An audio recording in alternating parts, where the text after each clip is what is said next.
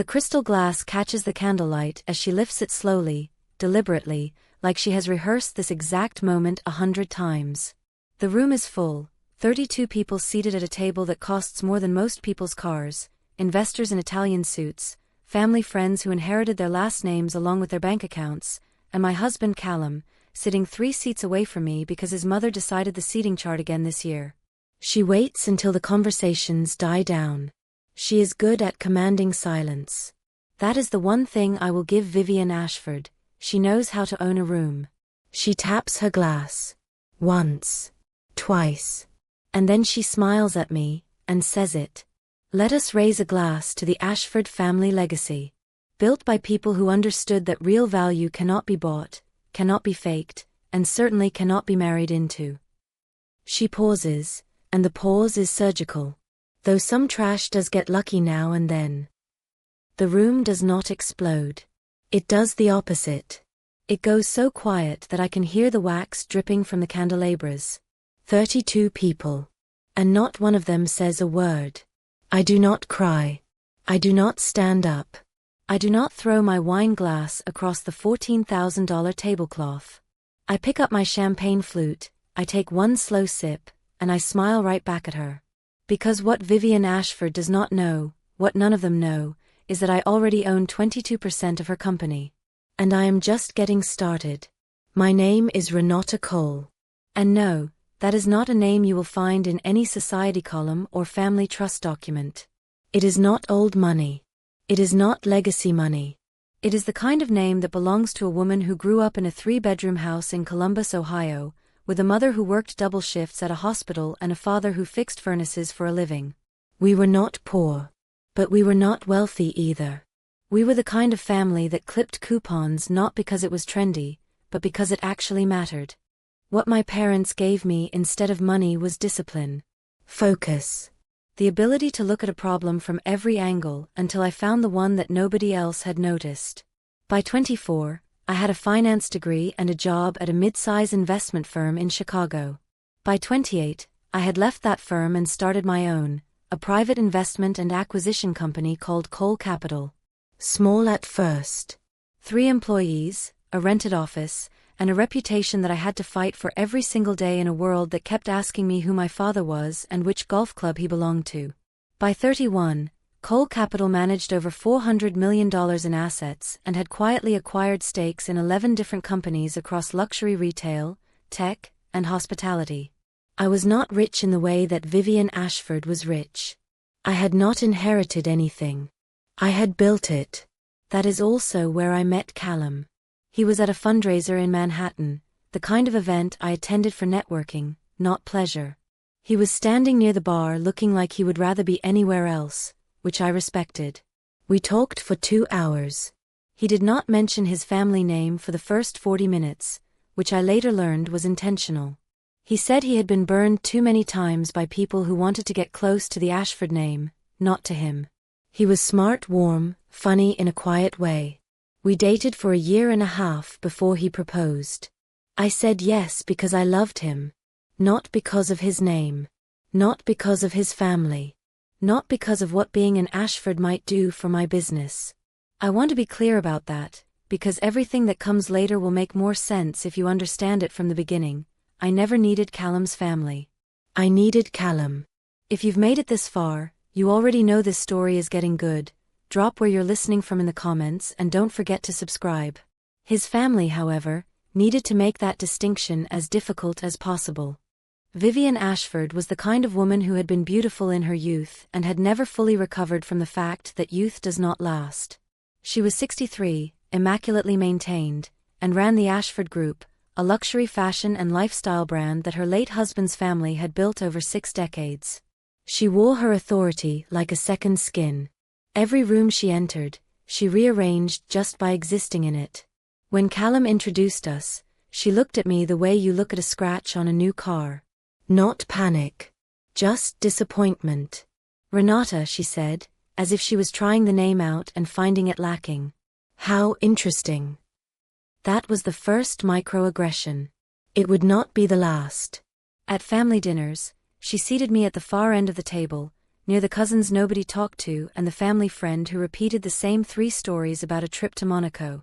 When she introduced me to business associates, she called me Callum's wife without adding my name, and when she did use my name, she would immediately follow it with something that cancelled it out. Renata runs some kind of investment thing, do not ask me to explain it. At a charity auction, she bid against me on a painting just to win, then donated it immediately with 0 interest in it. She wanted to beat me. That was the whole point. Callum saw it. He was not oblivious. But he was also a man who had spent his entire life navigating his mother's moods, and he had a particular skill, the skill of smoothing things over without actually fixing them. She is just old-fashioned, he told me once. She called me a charity case to a table of 8 people, I said. She did not mean it the way it sounded. Callum.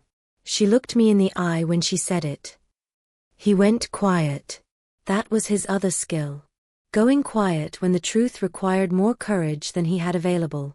I did not fight with him about it. Fighting requires an expectation that things will change. And I had already started to understand that things were not going to change through conversation. Vivian did not respond to conversation. She responded to power. And I was going to have to speak her language. But there was something else happening beneath the surface of all this family drama, something that had nothing to do with my feelings and everything to do with business. The Ashford Group was struggling. I knew this the way I knew everything, through data, through analysis, through the particular kind of attention that comes from spending a decade learning how companies breathe. The luxury sector had shifted. Consumers wanted transparency, sustainability, a story that felt authentic rather than inherited. The Ashford Group was still operating like it was 1987. Legacy branding, no digital presence worth mentioning, a retail footprint that was bleeding money, and a product line that had not meaningfully evolved in 11 years. Their stock had dropped 31% over 18 months. Their last 2 expansion attempts had failed. 3 board members had quietly begun selling their personal shares, which is never a good sign. The company was not in freefall yet. But it was standing at the edge. Vivian knew it too. But she refused to modernize. She called it protecting the brand. What she was actually doing was protecting her ego, because modernizing would mean admitting that the world had moved on without asking her permission. I did not tell Callum any of this. Not yet. Because I was not just watching the Ashford Group. I was moving on it. Cole Capital had started acquiring Ashford Group shares through 3 separate shell entities 8 months before that dinner. We moved carefully, slowly, in amounts that stayed below the reporting thresholds that would trigger public disclosure. I had my legal team structure every acquisition with the precision of a surgeon. No one connected the dots. Why would they? Who would suspect the woman Vivian called a charity case of systematically purchasing her company? By the night of that dinner, I owned 22%. And I was already in conversations with 2 board members who were not happy with the current direction of the company, or its current leadership. So when Vivian raised her glass and called me trash in front of 32 witnesses, she was not just insulting me. She was insulting a woman who had been playing chess while she was arranging the dinner table. I set my glass down. I folded my napkin. I stood up slowly, the way you do when you want every single person in the room to feel the weight of what is happening. Thank you for your honesty, Vivian, I said. Then I picked up my clutch, excused myself to no one in particular, and walked out of that dining room with my back straight and my face calm. In the car, heading back to our hotel room, Callum was silent for the first 4 minutes. I counted. I had nothing else to do with the energy that was moving through my body, not rage exactly. Something colder and more precise than rage. When he finally spoke, he said, "I am sorry. I should have said something." "Yes," I said. "You should have." She had too much to drink. She gets like this when she is anxious. She was not anxious, Callum. She was performing. There is a difference. Another silence. Then he said something that surprised me. He turned to look at me in the dark of the car, and his voice dropped the way it does when he is about to say something he has been holding for a while. "She is scared," he said. "The company is in trouble. Real trouble. She has been in talks with outside investors for months and nothing has come through. The board is losing patience. She is terrified of losing the one thing that makes her feel like she matters, and so she lashes out at me, I said. At anyone she perceives as a threat. I looked at him. She sees me as a threat? He did not answer that, which was itself an answer. Callum, I said carefully, how much trouble is the company actually in? He exhaled. Significant. She needs a capital injection in the next 90 days or she starts missing debt obligations. The board has given her until the end of the quarter to either bring in new leadership or a strategic investor. She has been trying to keep it quiet. How quiet? Almost no one knows outside the boardroom. I nodded. I looked out the window at the city lights. How much does she know about Cole Capital? I asked. He frowned. I mean, she knows you run an investment firm. She has always dismissed it as something irrelevant, I finished. Yes. I reached into my clutch and pulled out my phone. Opened a file. I turned the screen so Callum could see it. He stared at it for a long time. It was a summary of Cole Capital's current position in Ashford Group shares. 22%. Held across 3 entities. Valued at current market price. He read it twice. Then he looked at me. Renata. I started acquiring 8 months ago, I said. Before the dinner. Before any of this. He stopped. You own 22% of my mother's company. Of the Ashford Group, I corrected gently. Yes. Why did you not tell me? I thought about how to answer that honestly without being cruel. Because you would have told her. Not intentionally. But you would have. He did not argue with that. What are you going to do? He asked. I put my phone back in my clutch. I have not decided yet, I said. That was not entirely true. But I needed a night to let the decision settle before I said it out loud. The next morning, I called my legal team at 7 in the morning. The conversation was 40 minutes long. By the end of it, we had a clear path. I was going to cross 51%. It was going to take weeks of careful maneuvering, buying from panicked shareholders, making quiet overtures to the 2 board members I had already been in conversation with, and leveraging the debt structure that made the company particularly vulnerable to an aggressive acquisition move. It was not going to be easy. It was going to require every resource Cole Capital had available and a level of discretion that left no margin for error. But the thing about being underestimated your entire career is that you develop a very high tolerance for difficulty. Difficulty is not the obstacle. Difficulty is the point. Over the next 6 weeks, Cole Capital moved. We made contact with shareholders who had grown nervous about the company's direction and were quietly looking to exit their positions. We bought their shares at a premium, not so high as to attract attention, but high enough to make them say yes quickly and quietly. We structured each transaction through different entities so no pattern would emerge in public filings before we were ready. My legal team worked 18-hour days. My acquisition director, a woman named Priscilla who had been with me since the early days of Cole Capital, coordinated the shareholder outreach with the precision of someone conducting an orchestra. She never asked me why. She had worked with me long enough to know that when Renata Cole moves this fast on something this personal, there is a reason that runs deeper than the spreadsheet. The 2 board members, a man named Theodore Vance who had served on the Ashford board for 9 years and was exhausted by Vivian's refusal to adapt, and a woman named Carolyn Strauss who managed the company's international accounts and had been quietly documenting leadership failures for 2 years, were not difficult to bring over. They had been waiting for someone to make a move. They just needed to know the someone was serious. I showed them the financial analysis. I showed them the turnaround strategy one had already developed for the brand. I showed them what the company could look like in 36 months under different leadership, with real modernization, with a digital-first approach, with a product line that spoke to the consumers who were actually buying luxury goods right now. Theodore looked at the projections for a long time. You have clearly been thinking about this for a while, he said. I have been watching this company for 3 years, I told him. And I have been an Ashford in-law for 2. He looked up at me. She has no idea, does she? He said. None, I said. He almost smiled. All right, Ms. Cole. Let us talk about next steps. By week 4, I was at 38%. By week 5, I crossed 45. Callum knew what I was doing. We had a conversation, a real one, not the smoothed-over kind, about what this meant and where it was going. He was not entirely comfortable. He loved his mother in the complicated way that children love difficult parents, fully, painfully, and without the ability to stop even when they probably should. He asked me once if there was another way. She needs to be removed from leadership, I told him. The company cannot survive her leadership.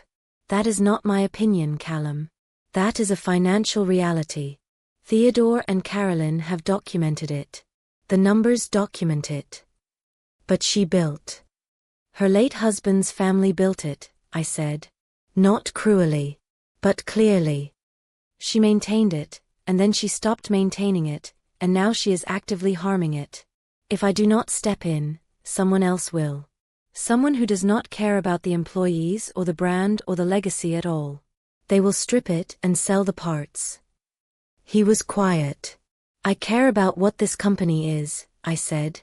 I would not be doing this if I did not see what it could still become. He asked me if what I was doing was also about the dinner. I looked at him for a long moment. I owed him honesty.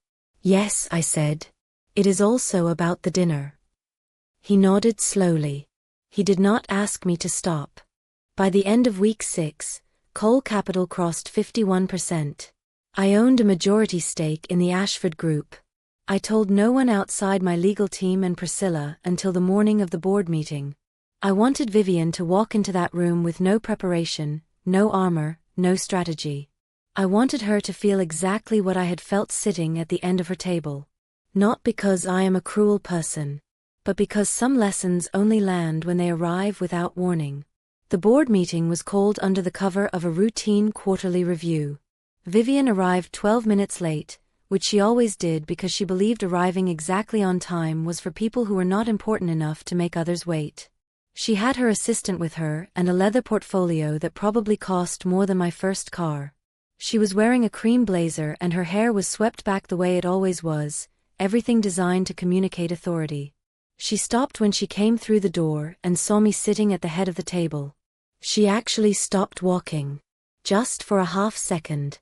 Then she recovered, because Vivian always recovered, and her expression shifted into something between amusement and contempt. Renata, she said. I was not aware that spouses were being included in board meetings now. Sit down, Vivian, Theodore said. She looked at him sharply. Theodore had never spoken to her that way in 9 years on the board. She sat. My legal counsel, a sharp, calm woman named Adrienne Whitmore who I had worked with for 6 years, stood at the far end of the table and began to speak.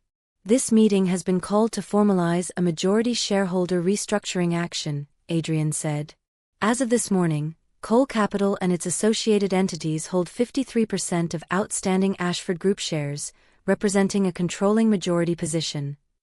The room processed that. I watched Vivian's face go through several things very quickly. Confusion. Disbelief. Then a kind of cold, dawning fury that she fought to keep controlled. That is not possible, she said. The documentation has been filed with the relevant regulatory bodies as of 7:45 this morning, Adrienne said. All transactions are legally sound and fully compliant. I am happy to walk through the filing documents if you would like. Vivian looked at me. You did this. I did, I said. You have been, for how long? 8 months. She made a sound that was not quite a laugh. You have been buying shares in my company for 8 months. In the company, I said. Yes. This is a hostile takeover. She said it like she was naming something obscene. It is a majority acquisition, I said. By a shareholder who cares significantly about the long-term health of the brand. You want to destroy what my family built. No, I said. And I meant it. I want to save it from what it has been allowed to become. The vote was called. The result was not close. Vivian sat very still while the vote was read. I watched her face carefully, not with satisfaction exactly. It was more complicated than that. There was something there that I had not expected. Underneath the fury and the humiliation, there was something that looked almost like grief. She had built her entire identity around this company, around this name, around being Vivian Ashford of the Ashford Group. And now that was ending. I understood grief. I was not immune to it. But I also understood that understanding someone's pain is not the same as allowing them to keep causing yours. Vivian, Adrian said, your position as CEO and board chair is being formally transitioned effective today. You will be asked to clear your personal effects from the executive suite and surrender your company credentials by the end of business. For a moment, nothing happened. Then Vivian stood up. She straightened her blazer with precise, controlled movements. She picked up her leather portfolio. She looked around the table at the faces of the people who had worked with her for years, people who were now very carefully examining the surface of the conference table. Then she looked at me. You think this makes you something, she said. I think, I said slowly, that it makes you unemployed. She turned and walked toward the door. And then she stopped. She turned back, and for just a moment, the armor cracked. She looked older than she had 2 minutes ago. She looked like someone who had just realized that all the power she had used to push people away had, in the end, left her with no one to stand beside her. You cannot buy class, she said. It was the last weapon she had left, and it was small and blunt, and it bounced off me without leaving a mark. No, I said. But you can buy a company. Security came. They were professional and quiet about it. And Vivian Ashford walked out of the Ashford Group boardroom for the last time. The executives who had sat at that dinner table and said nothing when she called me trash, every single one of them avoided my eyes as she left. That evening, Callum and I sat in our apartment for a long time without speaking. The silence between us was different from the silence in the car after the dinner. That silence had been loaded with things unsaid. This one was something else, something more honest, and therefore more uncomfortable. He said, she called me this afternoon. I know she did, I said. She wants me to contest the acquisition. On what grounds? He was quiet. Callum. On what grounds? The acquisition is legally airtight. Adrian made sure of that. I know, he said.